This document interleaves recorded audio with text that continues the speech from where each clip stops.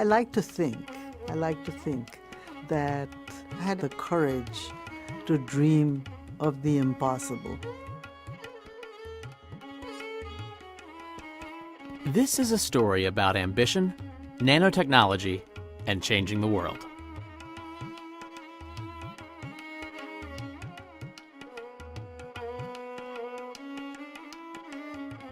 My name is Uma Chowdhry.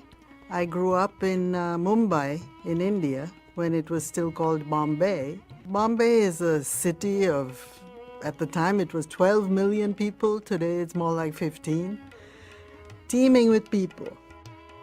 I have very happy memories of my childhood, full of laughter, full of joy, full of peace and happiness. Strong-willed, independent, rebellious. I was the youngest of three.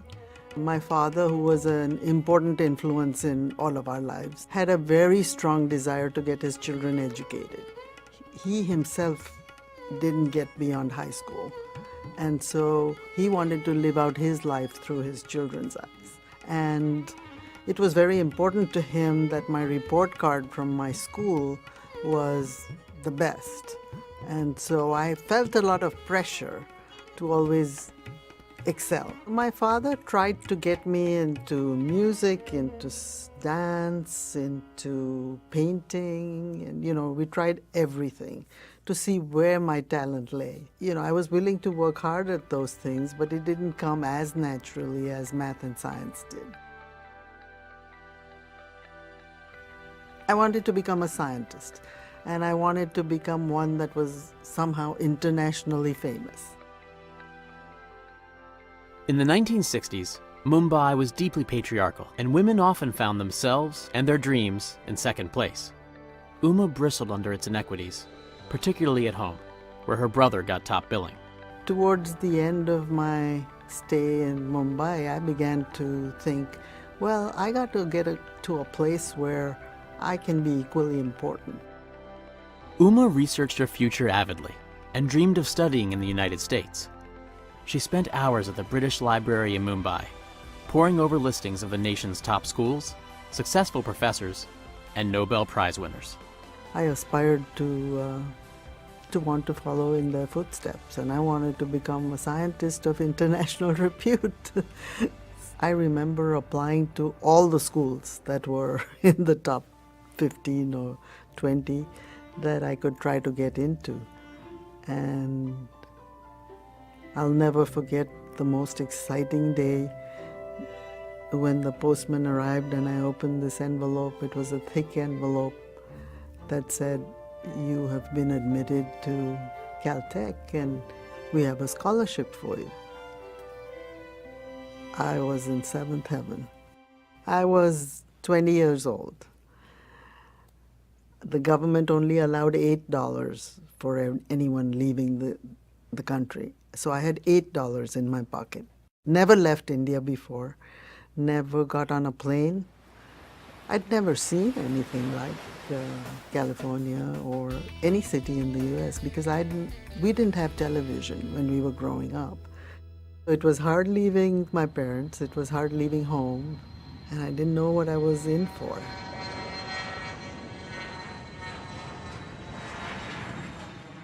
So I arrive in LAX. That is a very intimidating airport to arrive in for someone who's never seen an airport like that. Luckily, there was a person standing there with a placard with my name on it. He said, welcome to Caltech, and I'm a student there, and I'm going to drive you to your new home. And then began what was the most frightening experience, to get on an LA freeway for someone who's never been on a highway before. 6-lane highways, everybody going at breakneck speeds. I just sat there totally terrified.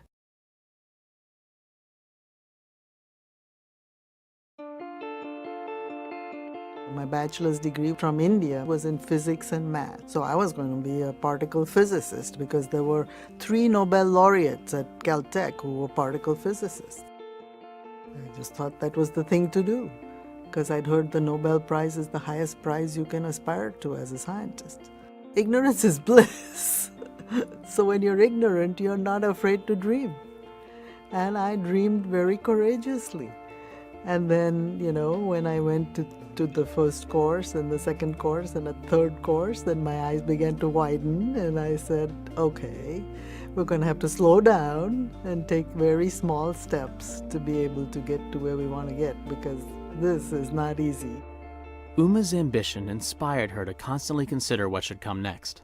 During her years at Caltech in the late 60s, she was drawn to material science, which universities were just formalizing as a unique discipline. Material science investigates how the molecular structure of objects, like metals, plastics, and ceramics, affects what they can do, how they can change, and the new ways we can use them.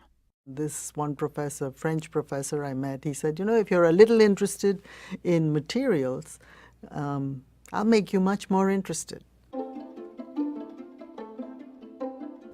And what I began to appreciate is that material science was about the physics and chemistry of solids. It's things you encounter in everyday life that are made with materials. It's quite fascinating how even during, my lifetime, I've seen tools evolve at a rapid pace to be able to look at the nanoscale. You've heard of nanotechnology, things that are very, very, very small at the atomic level, and be able to see them, visualize them. I always wanted to see what's happening at this atomic scale.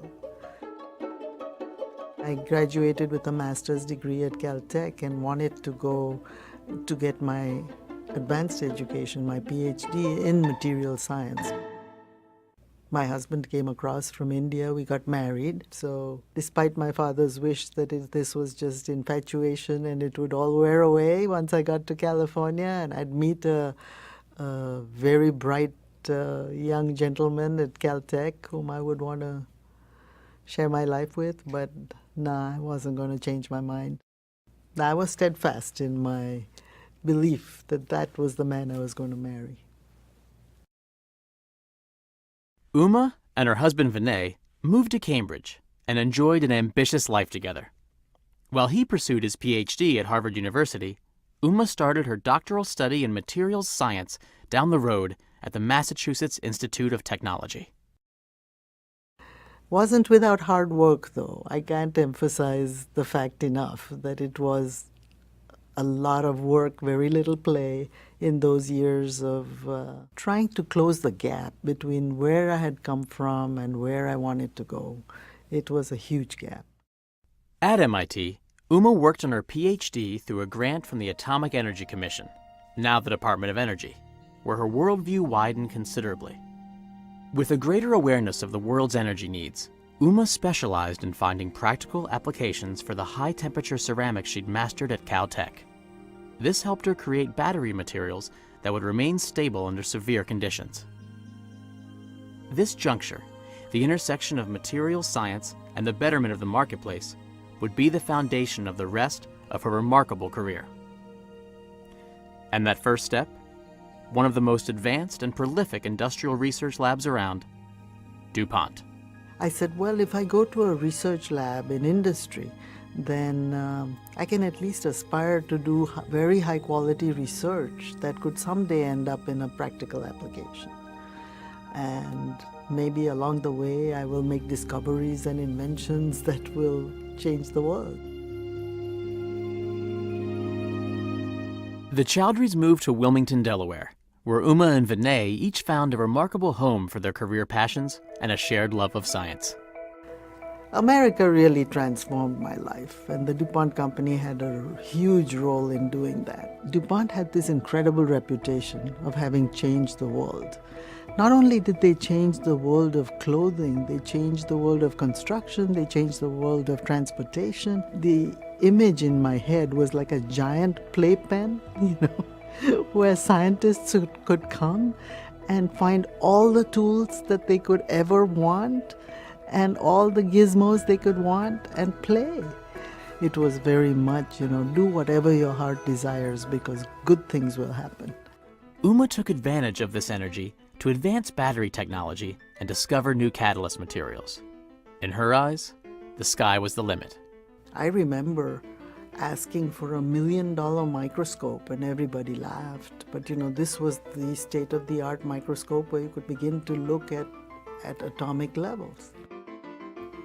We had analyzed the different atoms we could combine to form complex molecular structures where we could then control the surface properties and control the bulk properties to be able to achieve the speeds of reaction that we were looking for. It was a fascinating time. It left me feeling full of awe about the American spirit for invention, for entrepreneurship, for probing into the mysteries of the universe at the very fundamental level. It's awe-inspiring. It really is.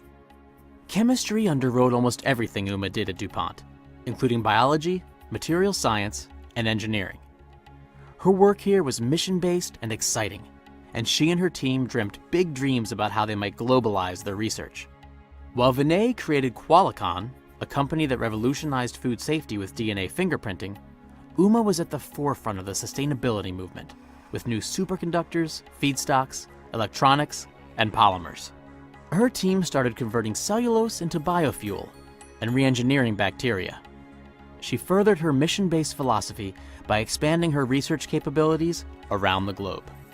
So we built a lab in China, we built a lab in India, we built one in Brazil. It's been very rewarding to watch those labs grow, to hire local people and create new products for local needs. When we talk about innovation, it's about taking the science out of the lab and creating value in the marketplace. From corn-based fabrics to raincoats to carpeting, her team's transformative work in the lab fundamentally changes the way we look at things we've largely taken for granted. And we're living at a very exciting time because the world is changing rapidly. There's going to be more needs in the world in the future. There's more people in the world that we have to feed. New problems will arise as a result, I have no doubt. I mean, there will be water shortages, there will be energy shortages. So how do we come up with inventions and discoveries that help us overcome these challenges? The opportunity is vast to use the power of renewable materials and naturally occurring phenomena and combine them in new and unique ways to make a much better planet and a sustainable tomorrow. There is no better time to be a chemist. I like to think that I would be remembered for having worked on sustainable products and having globalized our research to be able to reach, the far ends of this world and provide better products to improve the material standard of living for people all over the world.